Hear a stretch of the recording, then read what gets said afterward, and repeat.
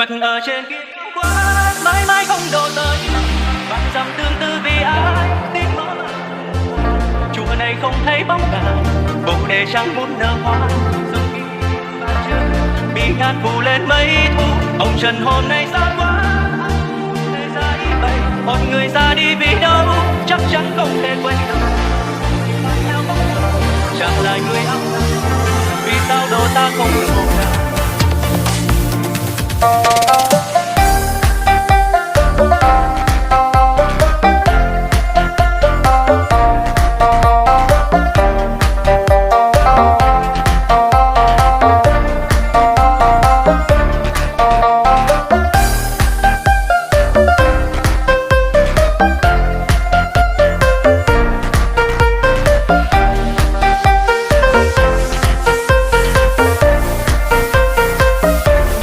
Ở trên kia cao quá, mãi mãi không độ tới nàng. Vạn dặm tương tư vì ai, tiếng mõ vang lên phố vàng. Chùa này không thấy bóng nàng, bồ đề chẳng muốn nở hoa.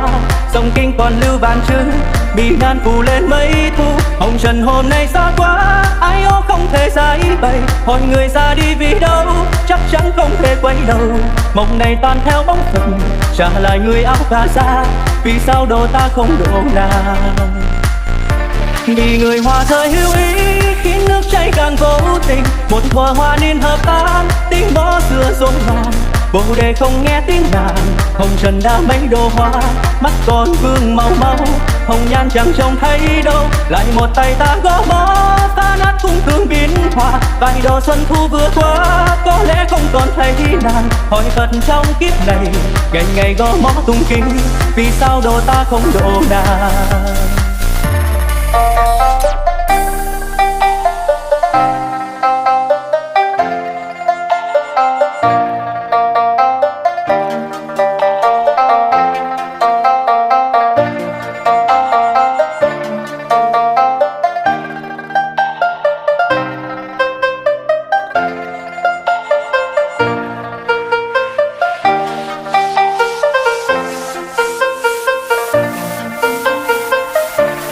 Ở trên kia cao quá, mãi mãi không độ tới nàng. Vạn dặm tương tư vì ai, tiếng mõ vang lên phố vàng. Chùa này không thấy bóng nàng, bồ đề chẳng muốn nở hoa. Dòng kinh còn lưu vạn chữ, bị ngàn phủ lên mây thu. Hồng trần hôm nay xa quá, ai ó không thể giải bày. Hỏi người ra đi vì đâu, chắc chắn không thể quay đầu. Mộng này tan theo bóng Phật, trả lại người áo cà sa. Vì sao độ ta không độ nàng.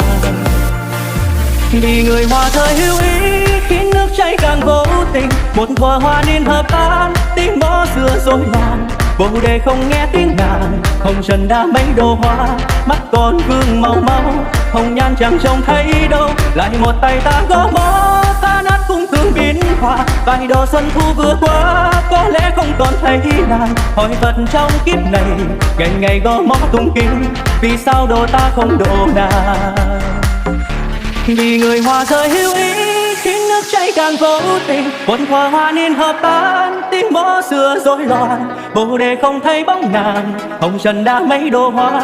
Mắt còn vương màu máu, hồng nhan chẳng trông thấy đâu. Lại một tay ta gõ mõ, phá nát cung thương biến hoa. Vài độ xuân thu vừa qua, có lẽ không còn thấy nàng. Hỏi Phật trong kiếp này, ngày ngày gõ mõ tung kinh. Vì sao độ ta không độ nàng.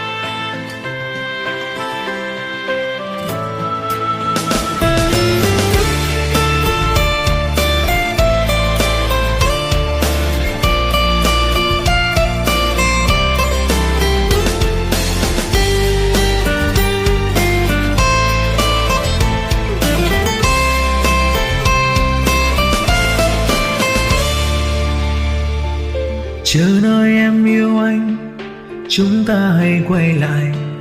Thời gian anh đợi em chỉ nhận lấy bao nhiêu là niềm đau. Nhìn em bên người khác nắm tay ôm hôn đắm say, anh một mình lạnh lẽo cô đơn nhận lấy mùi vị cô độc. Xuân đi thu lại đến, đã biết bao năm tháng tuần hoàn. Trong cơn say lại mơ, rồi lại muốn thêm một ly. Lại nhớ đến ký ức chúng ta yêu nhau đắm say. Lại mơ về câu hứa anh ơi đừng bao giờ đổi thay. Đừng vội vàng đổi thay, cớ sao tim em đổi thay. Anh tin em nên mới mang sai lầm trong cuộc đời này. Anh vẫn biết chúng ta không thể đi bên nhau nữa rồi, nhưng anh không thể quên hạnh phúc hai ta ngày qua. Đừng vội vàng đổi thay, trái tim anh vẫn nồng say. Anh yêu em mà em khiến anh phải đau phải thảm bại vậy. Đừng để anh cô đơn, đừng để anh lại phải cô độc. Đôi tay ai nâng niu, giọt nước mắt anh mặn cay.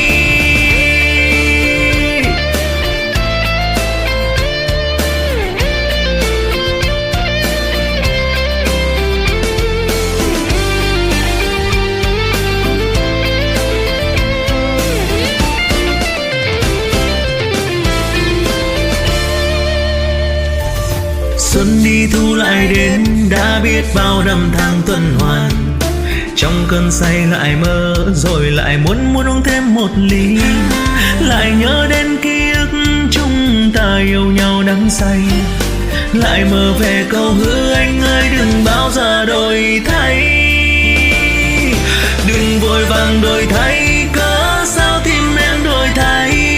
Anh tin em nên mới mang sai lầm trong cuộc đời này. Anh vẫn biết chúng ta không thể đi bên nhau nữa rồi, nhưng anh không thể quên hạnh phúc hai ta ngày qua. Đừng vội vàng đổi thay, trái tim anh vẫn nồng say. Anh yêu em mà em khiến anh phải đau phải thảm bại vậy. Đừng để anh cô đơn, đừng để anh lại phải cô độc. Đôi tay ai nâng niu, giọt nước mắt anh mặn cay. Đừng vội vàng đổi thay, cớ sao tim em đổi thay. Anh tin em nên mới mang sai lầm trong cuộc đời này. Anh vẫn biết chúng ta không thể đi bên nhau nữa rồi, nhưng anh không thể quên hạnh phúc hai ta ngày qua. Đừng vội vàng đổi thay nhưng trái tim em nào hay. Anh yêu em mà em khiến anh phải đau phải thảm bại vậy. Đừng để anh cô đơn, đừng để anh lại phải cô độc. Đôi tay ai nâng niu, giọt nước mắt anh mặn cay. Ai sẽ đi cùng anh trọn kiếp, không bao giờ đổi thay.